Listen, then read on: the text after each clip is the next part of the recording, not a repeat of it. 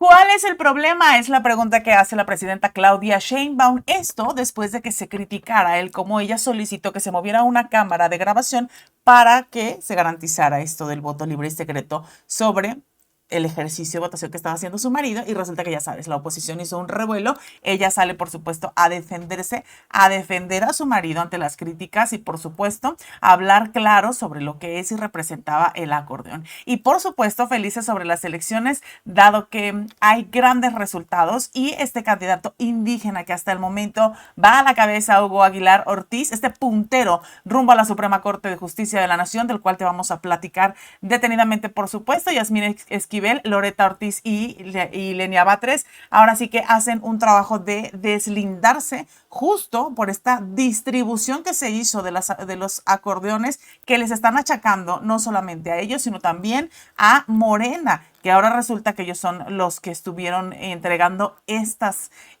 papeletas ya contestadas. Y Noroña, por supuesto, que aprovecha para burlarse diciendo que el PRI y el PAN hubieran querido los votos que tuvo esta elección judicial en el 2024. De mucha ayuda les hubiese sido. Y por supuesto, quien anda también enardecido y dices, ay, bueno, no nos da ni tantita chance de olvidarnos de él, es sin duda Donald Trump, que resulta que él continúa reforzando su discurso contra la inmigración indocumentada tras justo el ataque en Colorado. Amigos, les vamos a platicar todos los detalles. Bienvenidos al Ruedo, a Ruedo Político.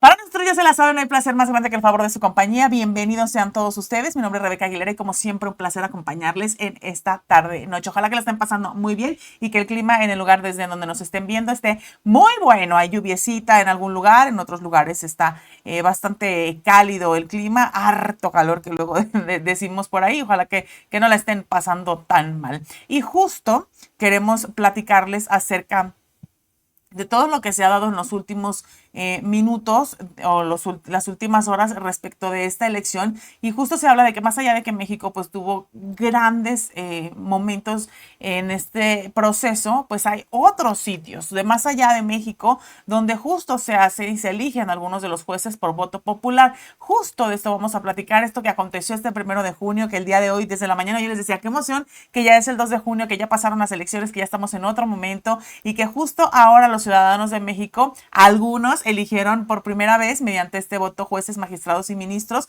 de la Suprema Corte y de todo el país. Y en esta jornada electoral se votó por la designación, recordemos, de 881 cargos a nivel nacional, 9 ministros de la Suprema Corte de Justicia de la Nación, 2 magistrados de la Sala Superior del Tribunal Electoral del Poder Judicial de la Federación, 15 magistrados de las salas regionales del Tribunal Electoral del Poder Judicial de la Federación, 5 integrantes del Tribunal de Disciplina Judicial, 464 magistrados de circuito y 386 jueces de distrito. Esta elección popular de integrantes de la justicia que llega después de esta reforma judicial que se impulsó, recordemos, desde aquel tan marcado en el calendario y en nuestras memorias 5 de febrero del 2024, cuando el expresidente Andrés Manuel López Obrador nos platicó de este proyecto donde promulgó el 15 de septiembre la aprobación en el Congreso, las legislaturas estatales, y en el mundo pues apenas hay algunos países que eligen a través de este método o que hacen aparte su proceso de los integrantes del Poder Judicial, y en ningún caso es en su totalidad como ocurrió en México. Por eso es que es una elección histórica, por eso es que en ningún otro sitio se lleva a cabo así, porque en México fue total. En Estados Unidos, en Suiza, tienen un sistema de elección para algunos casos, y en América Latina desde el 2011, en Bolivia ya hubo 3 elecciones judiciales, y luego de una reforma que se hizo durante la presidencia de Evo Morales, ya por ahí hubo también algunos cambios. Justo en Bolivia, ¿cómo sucedió? Fue precisamente desde 2011 que el primer país de América Latina tomó esta iniciativa y se eligió a integrantes del Poder Judicial mediante el voto directo. Los jueces del Tribunal Constitucional Plurinacional, del Tribunal Supremo de Justicia y el Tribunal de Agroambiental y el Consejero de Magistratura, que se eligieron por voto popular. Así fue como sucedió en aquel entonces. En el caso de Estados Unidos, la selección judicial es compleja. Según el Brennan Center for Justice, de los estados que seleccionan a los jueces de manera diferente dependiendo tanto del nivel tribunal estatal como del tipo de vacante judicial que se está llenando, y cada estado tiene su propio modelo de designación de jueces y tienen varios niveles de tribunales que van desde el nivel de tribunales de primera instancia hasta los niveles de Suprema Corte del Estado. Y hay estados donde los jueces se eligen en elecciones partidistas y no partidistas, y también otros que se establecen con comisiones judiciales para la propuesta justo de candidatos y también de jueces. Esta elección, que es democrática, de jueces en Estados Unidos se introdujo desde 1832, cuando el estado de Mississippi pues implementó una reforma para reemplazar el sistema de nombramiento de jueces. Así que tiene mucha historia ya funcionando, y entre los 38 estados donde se utilizan las elecciones para seleccionar justo el Tribunal Supremo, en los 16 que hay jueces designados por el gobernador reelegidos en elecciones de retención sin oposición. Son 14 los estados en los que los jueces son seleccionados en elecciones no partidistas y diputadas, y en otros 8 los jueces son seleccionados en elecciones partidistas y disputadas, incluyendo Nuevo México, que utiliza un sistema híbrido que incluye elecciones partidistas y no partidistas. Es por eso que es como la más compleja y, como escuchamos, la más rebuscada. Suiza también, solo en algunos de sus 26 cantones, y cada cantón tiene su constitución y leyes. Esto permite que la población pueda elegir a sus jueces cantonales, y el tribunal electoral se elige por un consejo cantonal o un parlamento igual cantonal, mientras que en los municipios el tribunal de distrito es elegido por los habitantes de un número de municipios que forman a su vez un distrito, o nombrados también por las autoridades cantonales. Y bueno, así es como de una y de otra forma México continuó haciendo historia, porque se hizo este cambio absoluto justo en la forma en que se trabajaba con estos elementos de la Suprema Corte del Poder Judicial, y que ahora van a operar de una forma diferente. La presidenta Claudia Sheinbaum justo hizo también alguna especie de aclaraciones, digamos, donde se hablaba, muy curioso, de cómo habían estado manejando la información respecto de un momento, de un video que justo también se hizo viral, respecto del momento en el que estaba haciendo su voto, y ella dijo, ¿cuál es el problema? O sea,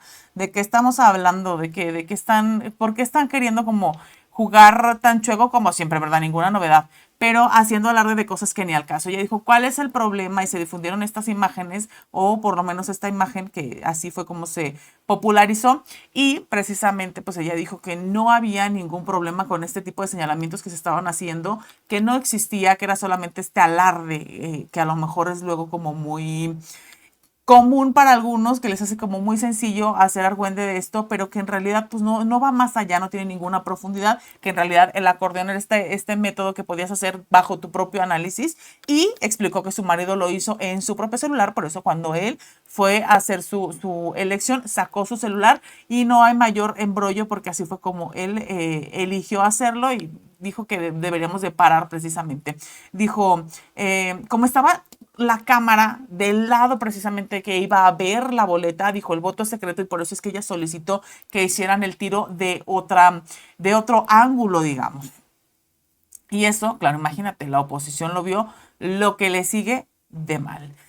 Claro, la jornada ha sido ya concluida, siguen surgiendo en cantidad de cosas, y dentro de esa cantidad de cosas que han surgido, pues Yasmín Esquivel y Loretta Ortiz, así como Lenia Batres, han tenido diversas acusaciones directas, donde particularmente han tenido pues que sacarse a flote, justo porque les han dicho, saben que muchachas, ustedes estuvieron por ahí muy involucradas en un temita particular, donde resulta que estuvieron, o al parecer así fue dado a conocer, ustedes estuvieron por ahí siendo parte de una ilegalidad en la supuesta entrega de lo que serían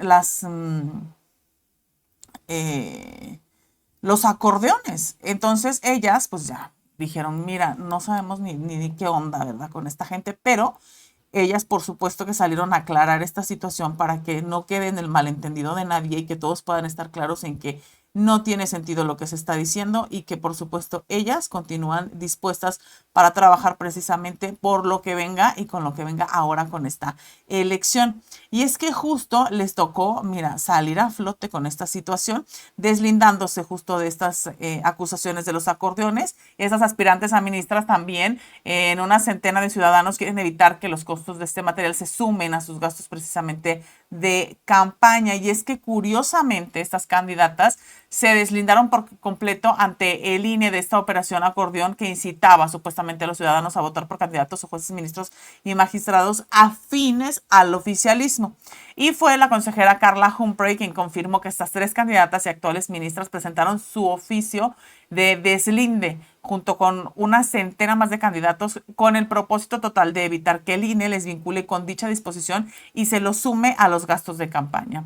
Y eso fue lo que pudo hasta el momento como ayudarles a evitar todo este escándalo que traen por ahí y que por lo menos es como se están presentando hasta este momento. De otro tema, justo en el mismo rubro, pues ahora parece que las cosas van en favor total y absoluto para las nuevas voces del Poder Judicial. Así es como se les está conociendo hasta este momento y hay mucho de lo que se quiere conocer respecto de este candidato indígena, Hugo Aguilar Ortiz, este puntero que va rumbo a la Suprema Corte de Justicia de la Nación y que se le asignó justo el número 34 en la boleta electoral morada, la de los ministros, y que ha pasado justamente desde el mediodía de hoy con una ventaja impresionante en las votaciones por encima de las tres actuales ministras de la Suprema Corte de Justicia de la Nación, que estaban también en competencia, Lenia Batres, Yasmín Esquivel y Loreta Ortiz, precisamente las que hablábamos. Él es originario de Oaxaca.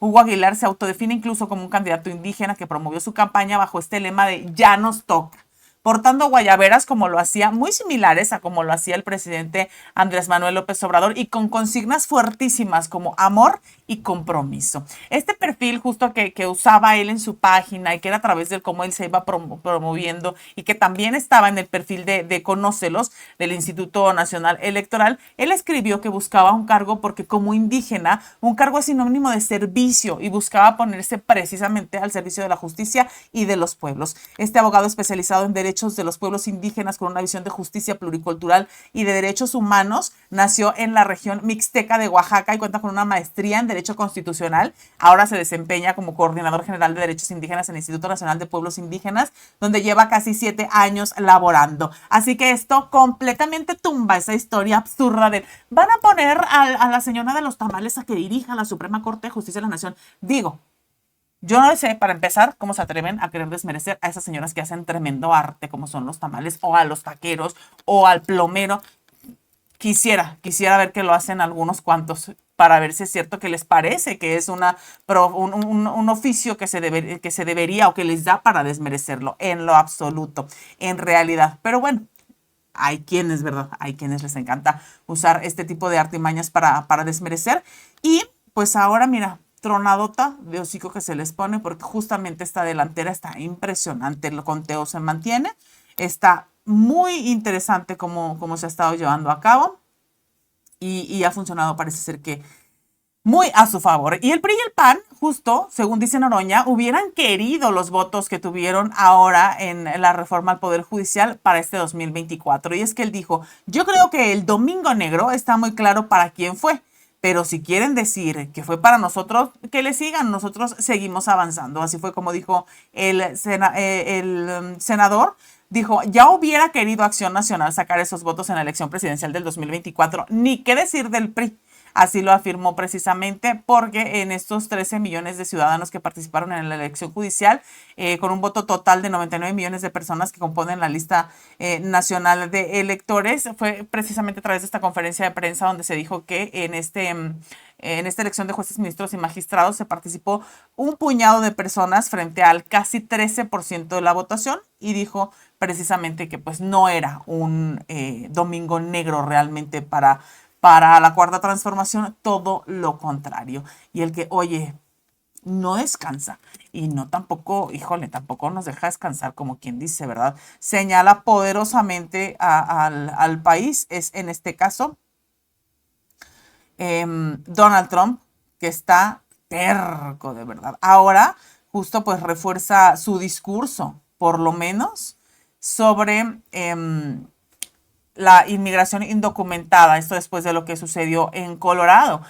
Dijo que reforzará las medidas contra la inmigración indocumentada y es que este domingo un hombre utilizó un lanzallamas y cócteles de Molotov para prender tantito fire a personas durante un evento en una comunidad judía realizada en apoyo a los rehenes que todavía están en Gaza. Y pues, ataque pues se dio, dejó al menos 8 personas heridas y cuyas edades están entre los 52 y los 88 años, que está incluido un sobreviviente del holocausto. Imagínate, este sospechoso fue identificado como Mohamed Sabri Soliman, tiene 45 años y según en el FBI, Soliman fue ingresado en la cárcel del condado de Boulder poco antes de la medianoche de este domingo por múltiples cargos, por delitos también graves e incluso un cargo de explosivo o disposición de incendiarios utilizados durante un delito grave, según el registro de la línea de la cárcel. El FBI ya está investigando justo este acto de Terror Wise, según dice la agencia, y Donald Trump, imagínate, pues, ¿cómo se defiende uno en este caso, no? Pero bueno, los mexicanos no hacemos ese tipo de cosas. Otros dirán, hacemos otras peores, ¿verdad? Pero bueno. Y justo en los primeros comentarios que tuvo luego del incidente, pues sí dijo, es un horrendo ataque. O sea, no va a ser tolerado por mi administración. Dijo, no se va a tolerar. Y bueno, ahora a ver qué represalias tocan, a ver pues no es resignación, pero a ver ahora qué resulta de esto. Amigos, muchísimas gracias por ser parte de Ruedo Político. Agradecemos infinitamente que nos ayuden a compartir, a comentar, a dejar su like, a activar la campanita de notificaciones. No se olviden de que mañana tenemos una cita en punto a las 9:15 y por supuesto les tendremos todo lo que acontezca de aquí a entonces. Muchísimas gracias. Hasta luego.